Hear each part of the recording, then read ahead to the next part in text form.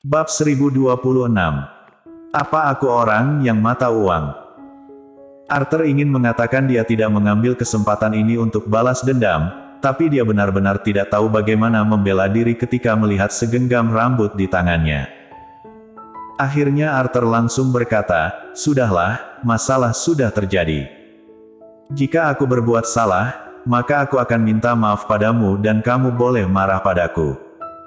Tapi, bisakah kamu merevisi naskah dulu?" kata Arthur dengan gugup sambil melihat layar komputer. "Stephanie. Tuan Xiao, bisakah kamu jadi manusia? Apakah kamu tahu seberapa berharap rambut penulis?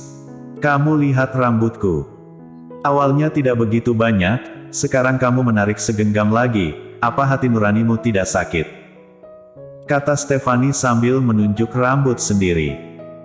Sebelumnya Arthur tidak perhatikan, sekarang dia pun melirik ke sana setelah mendengarnya berkata begitu.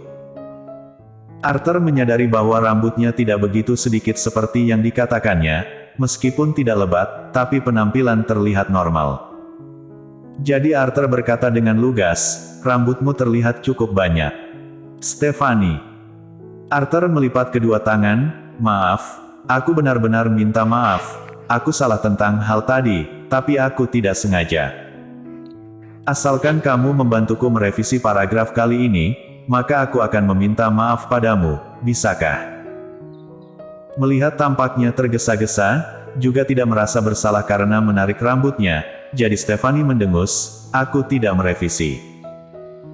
Awalnya menyetujuimu untuk revisi sudah pengecualian, sekarang kamu menyinggungku, jadi aku bertekad untuk tidak merevisi." Arthur sudah mau gila, meskipun Tuan Muda Ye dan Nyonya Muda pergi ke kediaman tua, tapi Arthur tahu mereka tidak akan berlama-lamaan di sana, juga tahu dirinya seharusnya aman sebelum makan siang. Tapi, bagaimana setelah makan siang? Tidak mungkin bagi Tuan Muda Ye dan Nyonya Muda tinggal seharian di kediaman keluarga Ye, kan? Mereka akan pulang makan siang, jadi mungkin saja Tuan Muda Ye akan meminta data padanya setelah makan siang. Jika nona penulis tidak mau membantunya merevisi, apakah dia harus mengambil novel roman yang CEO-nya sombong kepada Tuan Muda Ye? Dia sudah salah. Dia tidak boleh mencari penulis di internet, juga tidak boleh karena buru-buru tidak mengecek hasil naskah penulis. Sekarang dirinya benar-benar melompat ke perangkap sendiri. "Aku benar-benar tidak sengaja, begini, kamu revisi dulu, kemudian kamu boleh menambahkan uang sesuai keinginanmu." Awalnya Stephanie ingin melawan sampai akhir, tapi dia menyipitkan matanya setelah mendengarnya ingin menambahkan uang. "Kamu kira kamu siapa? Bisa-bisanya mau menambah uang, kamu anggap aku sebagai apa? Apa aku adalah orang mata uang? Arthur, aku..." Kata-kata Arthur masih belum dilontarkan, tapi Stephanie sudah melambaikan 3 jari padanya, setidaknya 3 kali lipat. Arthur terdiam dan melihat ke bawah. "Baiklah, uang adalah segalanya dan bisa membuat orang melakukan apapun. Orang juga sama. Tambah. Sekarang kamu revisi." "Baik." Stephanie langsung melupakan masalah rambut, lalu dia duduk di depan komputer dengan semangat. Awalnya harga yang diberi Arthur sangat baik, jika sekarang dikali 3 lipat, maka dia bisa istirahat beberapa waktu dan tidak perlu membuat naskah.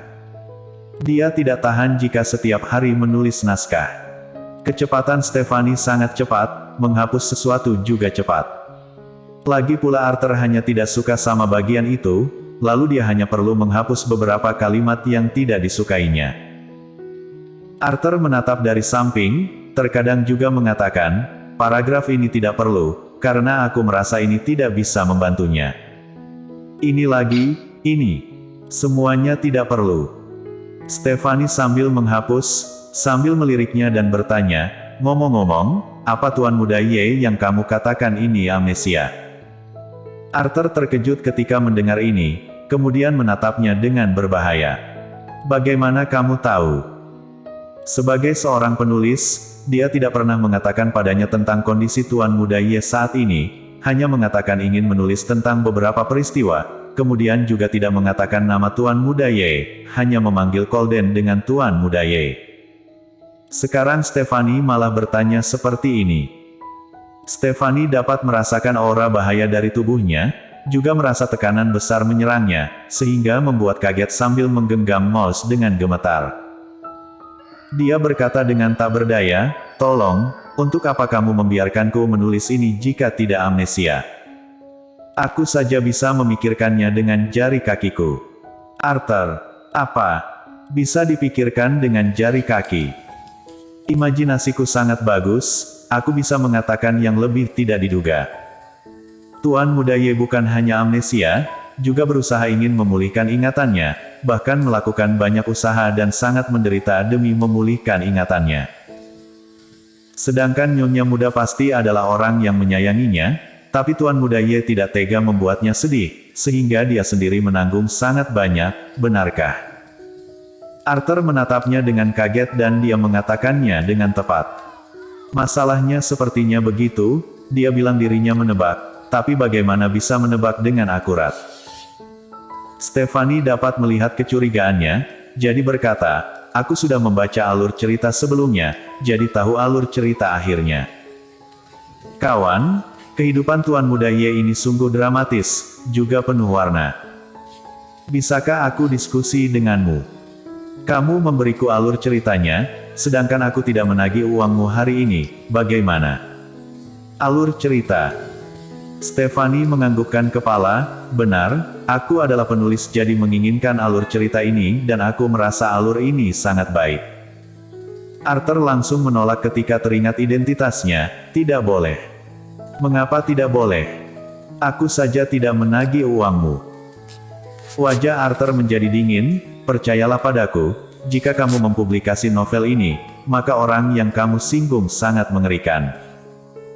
Jangan berharap cerita ini bisa dipublikasikan karena kamu mungkin saja akan dalam bahaya." Ucapannya membuatnya takut dan berhasil menakuti Stephanie. "Ki, aku sudah tahu." "Sudahlah, meskipun inovasi ini sangat baik, tapi dia hanya seorang penulis. Jika dia benar-benar menyinggung orang, maka kedepannya dia tidak ada kehidupan baik lagi."